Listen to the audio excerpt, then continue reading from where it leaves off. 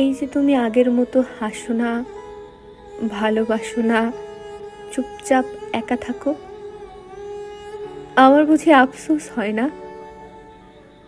এই যে তুমি আগের মতো হাসো না, কাছে আসো না, দূরে থাকো, এতে কি দুঃখ কমে? অসুখ সেরে যায়? ভালোবাসা কাছাকাছি না থাকলে শ্বাসকষ্ট হয়, অসুখ হয়, জ্বর আসে।